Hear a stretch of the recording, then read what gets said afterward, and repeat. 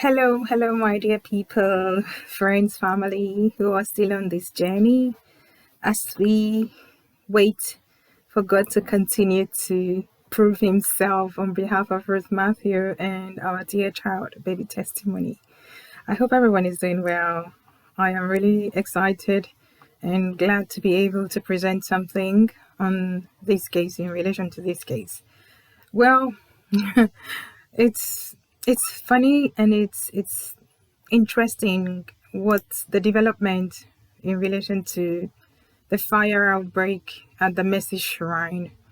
What a perfect way to mark the anniversary of his abduction of Ruth Matthew on the 21st of March of 2022. So on the 21st of March 2023, Jereliar decided to burn down his shrine. Woohoo! Well done to you, Jereliar. Bring it on. Can you please carry on? You see, Jereliar's recklessness has gone into his head.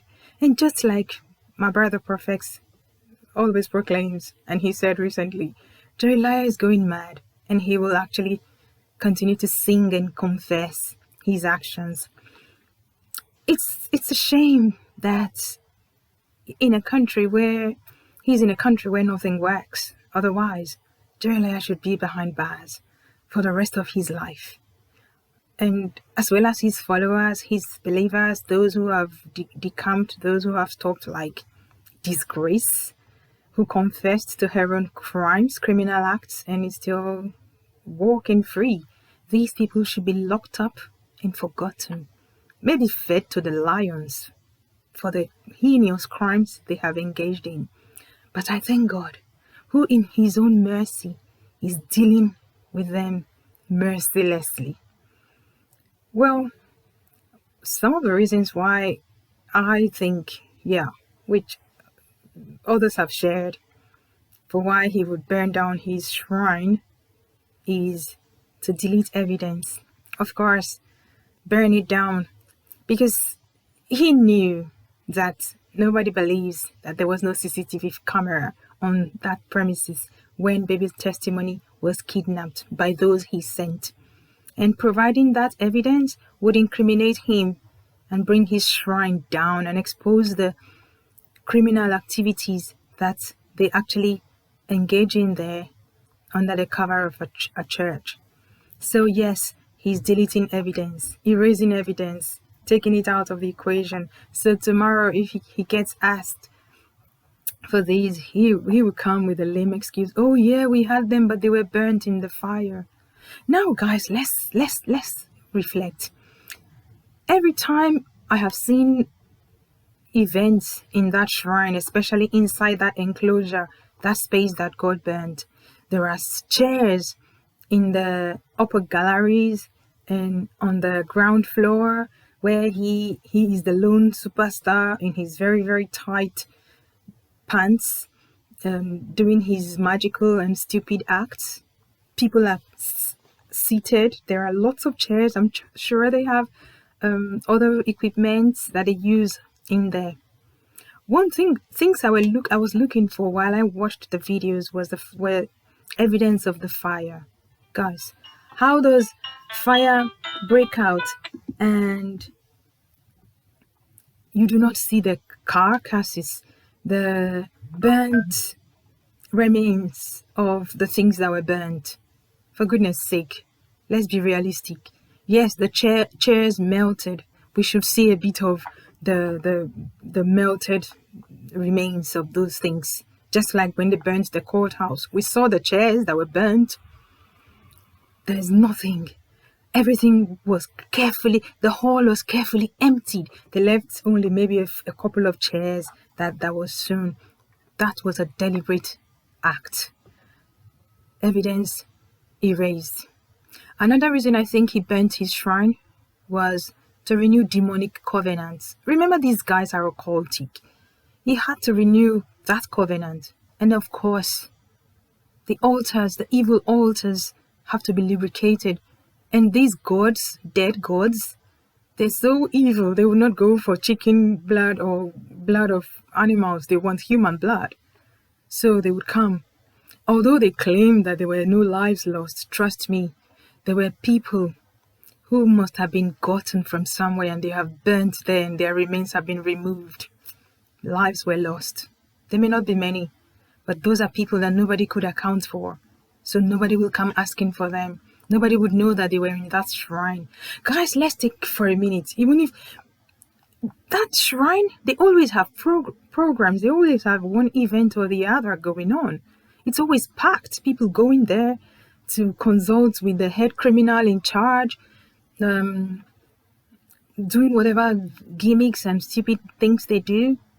How come nobody was injured? Nobody was there. And they barricaded the place. They didn't allow people to go for the fire to be put out. They orchestrated it, carefully planned it, and allowed it to burn. And then they came and said, oh, how do you run out quickly? You have gone through this terrifying experience and you're running out just like silly boy. I've just escaped an assassination attack. How? Nobody should come and tell me the nonsense that people grieve differently. That's stupid. You're still in shock, denial. You don't even know what has happened. You wait. But he came out. He's done several videos in jubilation. But guys, trust me, it's a facade. That guy is dying.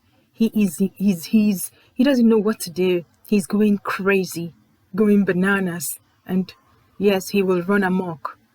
He will do it and dance in public, in the marketplace. Yes, he has renewed evil altars with the blood of the hidden no lives claim that they made. Lives were lost there. He also did it to whip up sentiments and gain sympathy from those foolish followers around the world, those who still believe in his nonsense. So yes, why do you have to burn it down? You could tell people that, yeah, I want to rebuild and we want to maybe redesign this structure. You did not need to burn it down, but there is a lot of reasons why Jereliar has burnt down that shrine. Let's not buy the nonsensical stories of God told him, God speaks to you. We already know he doesn't serve the God that we serve. So his dead God showed him that his shrine was going to be burnt.